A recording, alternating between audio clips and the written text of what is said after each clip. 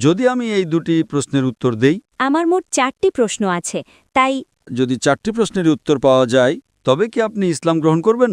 Sorry যদি 100% নিশ্চিত হন তবে কি ইসলাম গ্রহণ করবেন? Inshallah, I will accept Islam.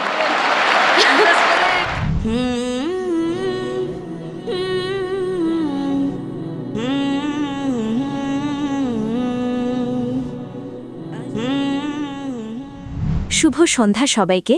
আমি প্রশান্তি দাসারি, ভারত থেকে এসেছি। আমি আসলে জন্মগতভাবে একজন খ্রিস্টান এবং আমি স্থানান্তরিত হয়েছি দুবাইতে 2011 সালের অগস্টে।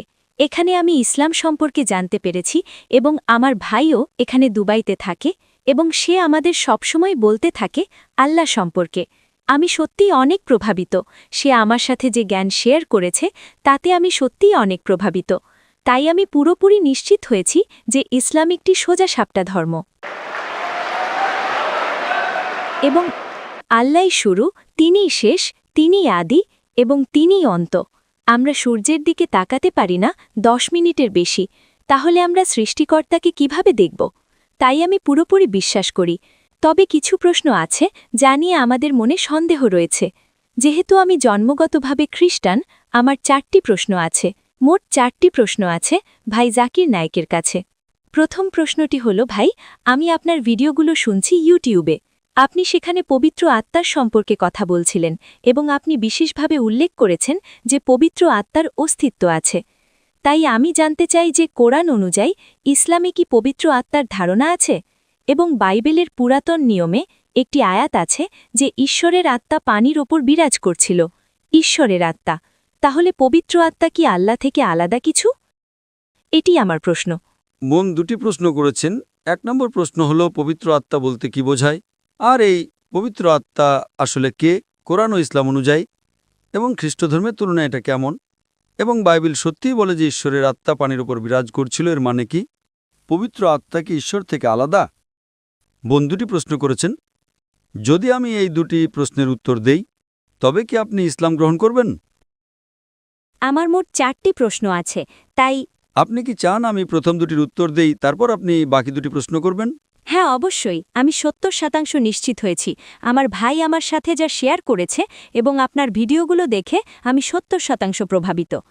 আমি 70% নিশ্চিত আমি আপনার কাছে খুবই সৎ এবং স্বচ্ছ থাকছি।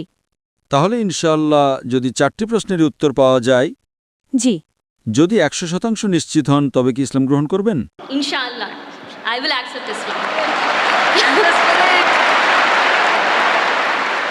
বোন দুটি প্রশ্ন করেছেন এবং এরপর তিনি বাকি দুটি প্রশ্ন করবেন যে বাইবেলে পবিত্র আত্মার কথা উল্লেখ আছে, পবিত্র আত্মার অর্থ কি? কোরআনে পবিত্র আত্মার যে সংজ্ঞা তা ইসলামের মতো এক নয়, কারণ খ্রিস্টানরা যখন পবিত্র আত্মার কথা বলে তারা মনে করে এটি ত্রিত্ববাদের একটি অংশ।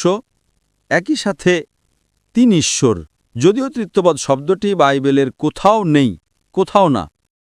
পিতা, পুত্র এবং পবিত্র আত্মা। যখন তারা পিতা বলে তখন তারা সর্বশক্তিমান ঈশ্বরের কথা ভাবেন, যেমন একজন সান্টাক্লজ স্বর্গে বসে আছেন আর পৃথিবীটা তার পায়ের নিচে। যখন তারা পুত্র নিয়ে কথা বলে তারা যীশুখ্রিস্ট বা ঈসা আলাইহিস সম্পর্কে ভাবে, যেমনটা জেফ্রি হান্টারকে কিং অব কিংস মুভিতে দেখা যায়, নীল চোখ আর সুন্দর নাকের একজন মানুষ। যখন তারা পবিত্র আত্মা নিয়ে কথা বলে তারা পেন্টেকস্টের সময় কবুতরের কথা ভাবেন, অথবা যখন যীশুখ্রিস্ট বাপ্তিস্মা নিচ্ছিলেন সে সময়ের কথা ভাবেন। কোরআনে যে আত্মার কথা বলা হয়েছে তা কি? আমি বিশ্বাস করি কোরআন এখানে প্রধান ফেরেশতা জিবরাইল আলাইহিসসালাম সম্পর্কে বলছেন। তিনি ফেরেশতাদের মধ্যে একজন, আল্লাহ সুবহানাহু ওয়া তাআলার পাঠানো। তার অন্যতম প্রধান কাজ ছিল বাণী পৌঁছে দেওয়া মুহাম্মদ সাল্লাল্লাহু আলাইহি সাল্লামের কাছে। তার আরও অনেক দায়িত্ব ছিল, তাই আমরা এই ফেরেশতায় বিশ্বাস করি। তাই আপনি যদি বলেন যে সেখানে একটি আত্মা আছে, আমাদের কোনো সমস্যা নেই, কিন্তু তিনি ত্রিত্ববাদী ঈশ্বরের অংশ নন এবং তার উভয় ভিন্ন। প্রধান ফেরেশতা জিবরাইল আলাইহিস সালাম সম্পূর্ণ আলাদা আল্লাহ সুবহানাহু ওয়া তাআলা থেকে। এমনকি উল্লেখিত বাইবেলেও এই আত্মা আলাদা আল্লাহ সুবহানাহু ওয়া তাআলা থেকে। তারা একীভূত নন। এটি গির্জার নিজস্ব শিক্ষা, কারণ ত্রিত্ববাদ শব্দটি বাইবেলের কোথাও পাওয়া যায় না। কিন্তু যদি আপনি কোরআন পড়েন তবে ত্রিত্ববাদের কথা কোরআনের দুবার উল্লেখ করা হয়েছে। সূরা নিসা অধ্যায় 4 আয়াত 171, ওয়ালা তাকুলু সালাসা, যেখানে বলা হয়েছে ত্রিত্ববাদ বলো না, ইনতাউ খায়রুল লাকুম, এটা থেকে বিরত থাকো, এটাই তোমাদের জন্য উত্তম। কোরআন বলছে ত্রিত্ববাদ বলো না, এবং একই বাণী পুনরাবৃত্তি করা হয়েছে সূরা মায়েদা অধ্যায় 5 আয়াত নম্বর 73। लक़द कफ़र लज़ीना क़ालू সেখানে বলা হয়েছে নিশ্চয়ই তারা কুফরি করছে যারা বলে যে ঈশ্বর তিনের মধ্যে এক। সুতরাং তৃতীয়বাদ শব্দটি কোরআনে দুবার এসেছে এবং উভয় স্থানেই বলা হয়েছে যে এই ধারণাটি ব্যবহার করা ভুল। কোরআনে উল্লেখ করা হয়েছে তৃতীয়বাদ না বলতে, কিন্তু এই তৃতীয়বাদ শব্দটি বাইবেলের কোথাও নেই। সবচেয়ে কাছাকাছি তৃতীয়বাদের যে আয়াতটি বাইবেলে আছে সেটা হলো জনের অধ্যায় 5 আয়াত 7, যেখানে বলা হয়েছে স্বর্গে সাক্ষ্য দেওয়ার জন্য তিনজন আছেন, পিতা, বাক্য এবং পবিত্র আত্মা, আর এই তিনজনই এক। তো এই আয়াতটি আপনি যদি রিভাইজড স্ট্যান্ডার্ড ভার্সন বাইবেলের পড়েন, যা 32 জন উচ্চমানের খ্রিস্টান পণ্ডিত দ্বারা সংশ্লিষ্ট করা হয়েছে, তারা বলেছেন যে এই আয়াতটি গসপেল অফ জন অধ্যায় 5 আয়াত 7 একটি বাইরে থেকে ঢোকানো, এটা বানোয়াট মুদ্রার জাল। তাই তারা এই আয়াতটিকে বাইবেল থেকে বের করে দিয়েছেন। সুতরাং বাইবেলের যে আয়াতটি সরাসরি তৃতীয়বাদ নিয়ে কথা বলছিল না, কিন্তু তার সবচেয়ে কাছাকাছি ছিল। খ্রিস্টান শিক্ষাবিদরাই তাকে ছুঁড়ে ফেলে দিয়েছেন বানোয়াট এবং জাল হিসেবে। স্বাভাবিকভাবেই পবিত্র আত্মা এবং সর্বশক্তিমান ঈশ্বর এরা দুটি ভিন্ন সত্তা, তারা এক নয়। এবং কোরআনে বলা হয়েছে জিবরাইল আলাইহিস সালামের কথা, তিনি একজন ফেরেশতা আল্লাহ সুবহানাহু ওয়া তাআলার। আশা করি বিষয়টি আপনার কাছে পরিষ্কার হয়েছে বোন। Yes, brother. আমি আপনার বাকি দুটি প্রশ্ন জানতে চাই। হ্যাঁ, আমার তৃতীয় প্রশ্নটি পবিত্র আত্মার সাথেই সম্পর্কিত। সকল নবী বা আল্লাহর মানুষ, যেমন ইব্রাহিম, ইসহাক এবং মুসা আলাহিসাল্লাম, এই সকল নবী আল্লাহর সাথে যোগাযোগ করতেন। তারা আল্লাহর সাথে ভাব বিনিময় করতেন। আল্লাহর সাথে যোগাযোগ করার জন্য যেহেতু তারা সবাই আল্লাহর মনোনীত ব্যক্তি ছিলেন, তাদের অবশ্যই বিশেষ কোনো শক্তির অধিকারী হতে হয়েছিল। এটি হয়তো আল্লাহর অনুগ্রহ ছিল, তাই এটি একটি শক্তি, সেখানে বিশেষ কোনো শক্তি কাজ করেছে যাতে তারা আল্লাহর সাথে যোগাযোগ করতে পারেন। তো সেই শক্তিটা আসলে কি? তো এতকাল আমার ধারণা বা বুঝটা যা ছিল তা হল পবিত্র আত্মার সাহায্যেই সকল নবী আল্লাহর সাথে সুপারিশ করতেন। এটি কি সত্য? বোন প্রশ্ন করেছেন যে রসুলগণ সুপারিশ করেন সর্বশক্তিমান আল্লাহর কাছে। এরপর আপনি বললেন যোগাযোগ করা আল্লাহর সাথে। বোন, ইংরেজি শব্দ সুপারিশ করা আর যোগাযোগ করা দুটি ভিন্ন জিনিস। তো আপনার প্রশ্নটি কি সুপারিশ করা নাকি যোগাযোগ করা? সুপারিশ করা। সুপারিশ করার মানে হলো কেউ অন্য কারো হয়ে সুপারিশ করে। কেউ অন্য কারো হয়ে সুপারিশ করে। এখন আপনাকে বুঝতে হবে যে যখন আপনি আল্লাহ সুবহানাহু ওয়া তাআলার সাথে কথা বলেন, তখন আল্লাহ সুবহানাহু ওয়া তাআলার কারো সুপারিশের প্রয়োজন নেই। এবং আল্লাহ কোরআনে বলেছেন সূরা গাফির অধ্যায় নম্বর 40 আয়াত নম্বর 60, তোমরা আমাকে ডাকো, আমি তোমাদের ডাকে সাড়া দেব। আল্লাহ সুবহানাহু ওয়া তাআলার কাছে কারো সুপারিশের প্রয়োজন নেই। কেন? কারণ মানুষ উদাহরণ দেয় যে যখন আপনি বিচারকের কাছে যান, আদালতে আপনার মামলা পেশ করেন, তখন আপনি উকিল নিয়োগ করেন। একইভাবে আল্লাহর রসুলগণ হলেন আমাদের উকিল। তার ক্ষেত্রে এটা যৌক্তিক হতে পারে, একজন বিচারক যিনি মানুষ, কারণ বিচারক জানে না যে কে প্রকৃত অপরাধী, কে চোর, কে নির্দোষ। তাই উকিল বিচারককে এটা বুঝতে সাহায্য করেন যে কে অপরাধী, কে চোর আর কে নির্দোষ।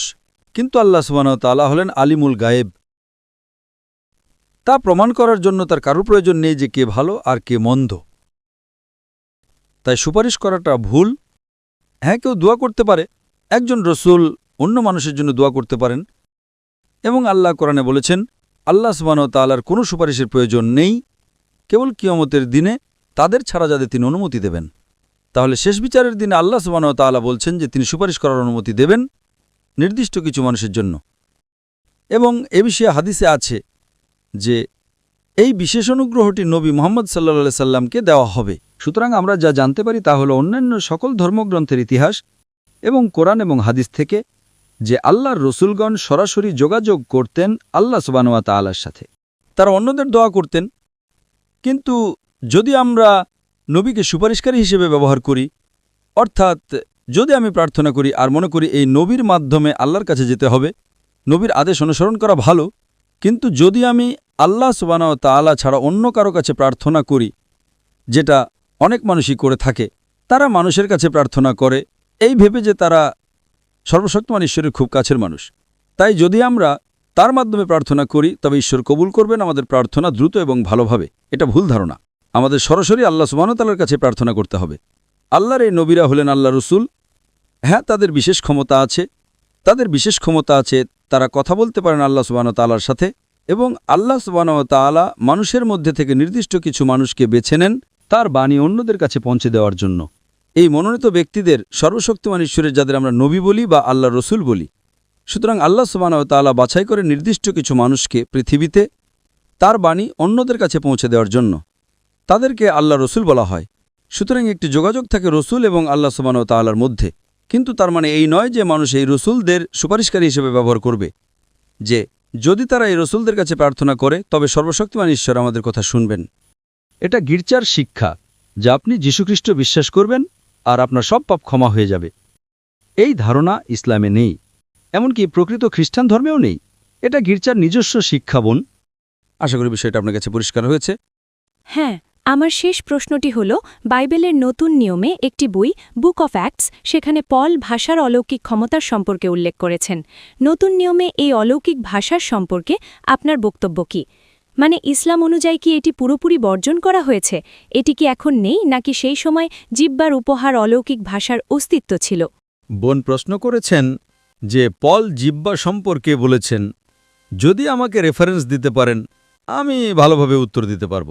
তবে সাধারণভাবে বাইবেলে জিহ্বা সম্পর্কে অনেক বক্তব্য রয়েছে এবং আরও বলা হয়েছে। আপনি যদি গসপেল মার্ক পড়েন, সেখানে বলা হয়েছে যে কেউই একজন বিশ্বাসী সে বিদেশি ভাষা বুঝতে সক্ষম হবে এবং বিদেশি ভাষায় কথা বলতে সক্ষম হবে। তার মানে আপনি যদি ঈশ্বরে বিশ্বাসী হন তবে আপনি বিদেশি ভাষা বুঝতে এবং কথা বলতে পারবেন।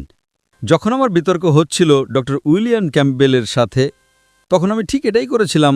আমি তাকে একটি 100 টাকার নোট দিয়েছিলাম এবং ভারতের 100 টাকার নোটে আপনারা হয়তো জানেন যে যেহেতু আমাদের সেখানে 22টি সরকারি ভাষা রয়েছে, আমি ইংরেজিতে পড়লাম 100 রুপিজ, হিন্দিতে বলা আছে 100 রুপিয়া। আমি তাকে বললাম বাকি 20টি ভাষা পড়ে দেখান যদি আপনি বিশ্বাসী হন, এবং তিনি তা পারেননি। অনেক রেফারেন্স আছে কোরআনে ভাষা নিয়ে। আপনি যদি কোরআন পড়েন তবে কোরআন সূরা রুম অধ্যায় 30 আয়াত নম্বর 22 বলছে, আল্লাহ সুবহানাহু ওয়া তাআলা মানুষকে সৃষ্টি করেছেন বিভিন্ন বর্ণ এবং ভাষায়, যাতে তোমরা একে অপরকে চিনতে পারো, যাতে জ্ঞানবান মানুষেরা বিষয়টি বুঝতে পারে। তাছাড়াও কোরআন বলছে যে শেষ বিচারের দিনে আপনার জিহ্বা, আপনার অঙ্গপ্রত্যঙ্গ, আপনার হাত, এগুলো আপনার হয়ে সাক্ষ্য দেবে আপনি কি ঠিক করেছেন আর কি ভুল করেছেন তা নিয়ে। নবী সাল্লাল্লাহু আলাইহি সাল্লামের বিভিন্ন হাদিসে কথা বলা সম্পর্কে আলোচনা করা হয়েছে। সুতরাং কোরআনে জিহ্বা সম্পর্কে অনেক রেফারেন্স আছে, বাইবেলেও অনেক রেফারেন্স রয়েছে জিহ্বা সম্পর্কে এবং কিভাবে একজন বিশ্বাসীকে পরীক্ষা করতে হয়। আশা করি বিষয়টি আপনার কাছে পরিষ্কার হয়েছে বোন। ধন্যবাদ। এবং আমার শেষ প্রশ্নটি হল, আমার একজন মুসলিম বন্ধু আছে এবং সে আমাকে পরামর্শ দিয়েছে বাইবেলের পুরাতন নিয়ম পড়ার। সে বিশেষভাবে পুরাতন নিয়মটা আগে অনুসরণ করতে বলেছে এবং তারপর বলেছে কুরআন পড়তে। কিন্তু আপনি যেমন বিশেষভাবে উল্লেখ করেছেন যে কুরআন হলো আল্লাহর দেওয়া সর্বশেষ ও চূড়ান্ত প্রত্যাদেশ, তাই একজন মুসলিম হিসেবে আপনি আমাকে কি পরামর্শ দেবেন? কারণ আমার বন্ধু মুসলিম হওয়ার সত্ত্বেও সে বলেছে আগে বাইবেলের পুরাতন নিয়ম অনুসরণ করতে এবং পরে কুরআন পড়তে। বোন প্রশ্ন করেছেন যে তার এক বন্ধু তাকে বলেছেন আগে পুরাতন নিয়ম পড়তে এবং তারপর কোরআন। বোন, এটি কোনো বাধ্যতামূলক বিষয় না। যদি পুরাতন নিয়ম এবং নতুন নিয়মের মতো কিছু থাকে তবে সর্বশেষ নিয়ম হিসেবে কোরআনও আছে। সুতরাং খ্রিস্টানরা যখন পুরাতন ও নতুন নিয়মের কথা বলে, জেনে রাখুন এটি হলো আল্লাহ সুবহানাহু ওয়া তাআলার সর্বশেষ ও চূড়ান্ত নিয়ম। এখন আমি আপনাকে একটা প্রশ্ন করছি। অবশ্যই। উদাহরণস্বরূপ, আপনি মেডিকেল কলেজে গিয়েছেন। আমি নিজে তো মেডিকেল কলেজে ছিলাম। প্রফেসর কিথ মুর কিছু বই লিখেছেন এবং তার বইয়ের প্রথম সংস্করণ, দ্বিতীয় সংস্করণ, তৃতীয় সংস্করণ ছিল। তো আপনি কি প্রথম সংস্করণটি পড়বেন নাকি সর্বশেষ সংস্করণটি পড়বেন? আমি সর্বশেষ সংস্করণটি পড়ব। লেটেস্ট, ঠিক। হ্যাঁ, যদি আপনি সত্যি প্রথম সংস্করণটিকে অনেক ভালোবাসেন তবে আমি বলবো এতে কোনো সমস্যা নেই। আগে প্রথম সংস্করণটি পড়ুন এবং তারপর শেষ সংস্করণটি পড়ুন। তো আপনি যদি আসক্ত হয়ে থাকেন পুরাতন নিয়মের এবং সেটা যদি আপনার হৃদয়ের খুব কাছাকাছি হয়, তবে কুরআন বলছে সূরা আল ইমরান অধ্যায় 3 আয়াত 64, তাআলাউ ইলা কালিমাতিন সাওয়াইন বাইনাকুম। সেগুলোতে একমত হও আমাদের এবং তোমাদের মধ্যে যে বিষয়গুলো মিল আছে। তখন আমি বলবো যে আপনি যদি পুরাতন নিয়মের প্রতি এতটা আসক্ত থাকেন তবে কোনো সমস্যা নেই। পুরাতন নিয়মটি পড়ুন এবং তারপর কোরআন পড়ুন। কমপক্ষে যে বিষয়গুলো মিল আছে সেগুলোতে একমত হন। আর যখন আমরা পুরাতন নিয়ম, নতুন নিয়ম এবং কোরআন পড়ি তখন আমরা জানতে পারি যে এই গ্রন্থগুলোর মধ্যে সাধারণ মিলগুলো হলো নিশ্চয়ই ঈশ্বর মাত্র একজন এবং তিনি একমাত্র উপাসনার যোগ্য। তার কোনো প্রতিমূর্তি নেই, তিনি কাউকে জন্ম দেননি। সেখানে আরও বলা হয়েছে যে যিশু আলাইহিস সালাম কোনো ঈশ্বর নন এবং এই উভয় ধর্মগ্রন্থই বলে যে সর্বশেষ ও চূড়ান্ত রাসূল হলেন নবী মুহাম্মদ সাল্লাল্লাহু আলাইহি ওয়াসাল্লাম। বোন, এখন কি আপনি ইসলাম গ্রহণ করতে প্রস্তুত? Of course, yes.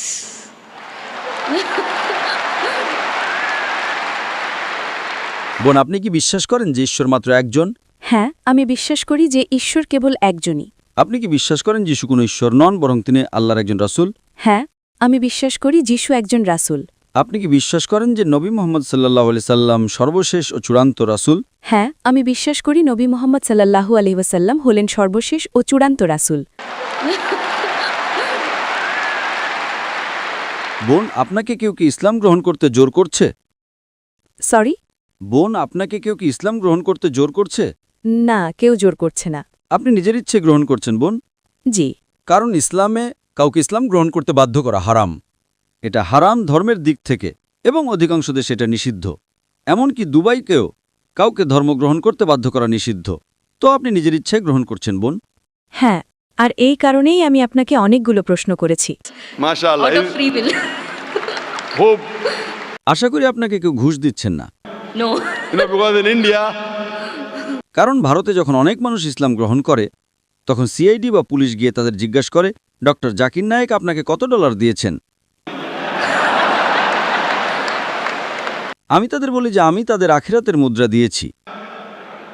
আখিরাতের মুদ্রা যা গ্রহণযোগ্য। তো ইনশাআল্লাহ বোন, আমি আরবিতে বলবো, আপনি সেটা পুনরাবৃত্তি করবেন। ঠিক আছে। Ashhadu Ashhadu Allah Allah ilaha ilaha illallah illallah wa ashhadu wa ashhadu anna anna Muhammadan Muhammadan abduhu abduhu wa rasuluhu. wa rasuluhu. আমি সাক্ষ্য দিচ্ছি আমি সাক্ষ্য দিচ্ছি যে যে কোনো উপাস্য নেই কোনো উপাস্য নেই আল্লাহ ছাড়া, আল্লাহ ছাড়া, এবং আমি সাক্ষ্য দিচ্ছি এবং আমি সাক্ষ্য দিচ্ছি যে নবী মুহাম্মদ যে নবী মুহাম্মদ হলেন রাসূল হলেন রাসূল ও আল্লাহর বান্দা। ও আল্লাহর বান্দা। মাশাআল্লাহ বোন, আপনি এখন মুসলিম, এবং আল্লাহ সুবহানাহু ওয়া তাআলা আপনার প্রচেষ্টাকে কবুল করুন। এবং আমি আল্লাহ সুবহানাহু ওয়া তাআলার কাছে দোয়া করি যে তিনি যেন আপনাকে আরও পথ প্রদর্শন করেন এবং ইনশাআল্লাহ আপনাকে এই দুনিয়াতে ও পরকালেও সর্বোত্তম প্রতিদান দান করেন এবং জান্নাতে স্থান দান করেন ইনশাআল্লাহ বোন। ধন্যবাদ।